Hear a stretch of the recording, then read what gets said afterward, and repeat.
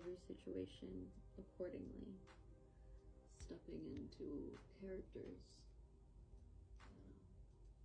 The fact that you can, or that I can, and that other people such as myself and alike, people alike me, people similar to me who possess the same gifts as me, or just the same trauma response, which is to mask and mold ourselves into any scenario we are in, any group of people we can fit in, because we recognize what it is that group of people expects from us, and then trauma response in just as we fit. You know, what's the puzzle piece today? You know, okay, I gotta make an edge here and a shape here, and now I fit right in place.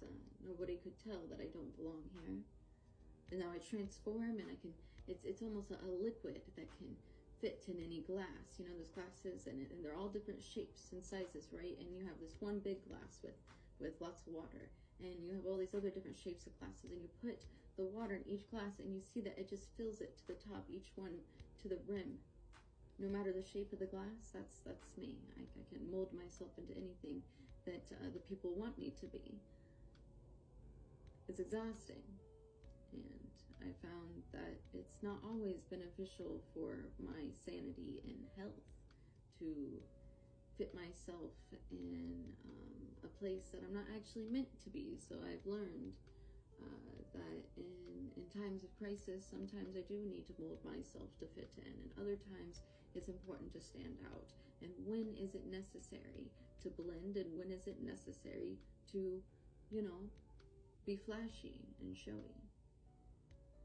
And so I wouldn't call that fake. I would call that I can accommodate any circumstance I am in.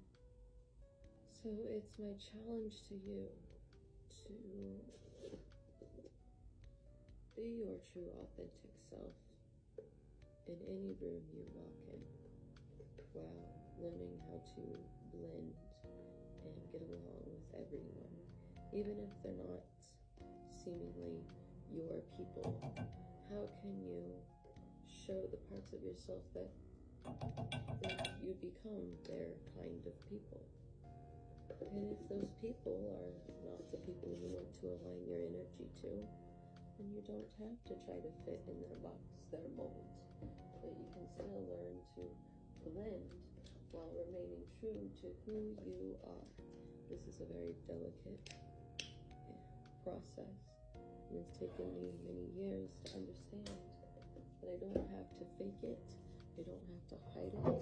I can be all the things that make me me, and at the same time,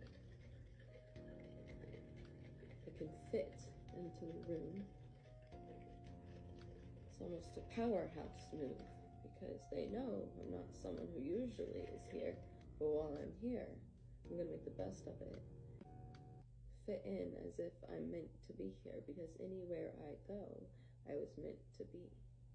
I am divinely guided and aligned, and when you change your attitude to what the divine has for you, you will find your life full of abundance, full of peace, full of joy, less worry, so much less worry. You know, I'm baffled by my skill in the fact that years ago, my circumstance I'm in right now would have me hurling over the edge, ready to end it all. And now I'm excited for what each day brings, knowing I have the capacity to be everything I was meant to be.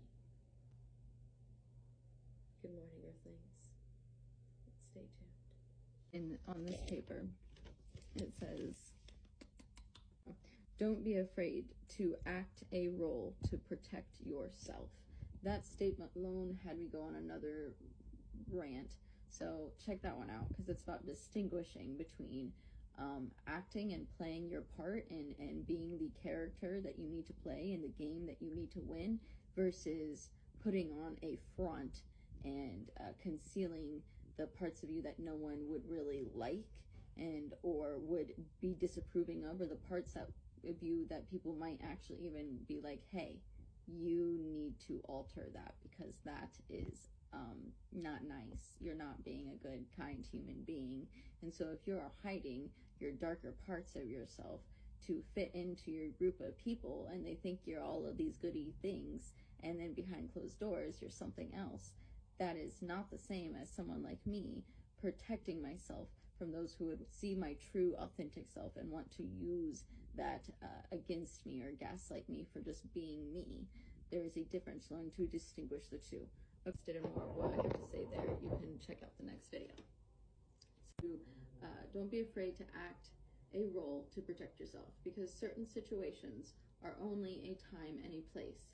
Know when to adapt. Adaptability has gotten me further in life than just being authentic. I can be my authentic self while still being adaptable to the environments I'm in, while still remaining true to who I am, and not taking people's shit, and still remaining in this balance of not people pleasing, but also being kind and courteous, and reaching a helping hand when I need, when I can, and when I can't, politely, saying, no, I actually cannot help you.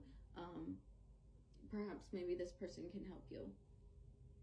Would you want to message me later? I could help you with that later, but at this time I'm busy doing this.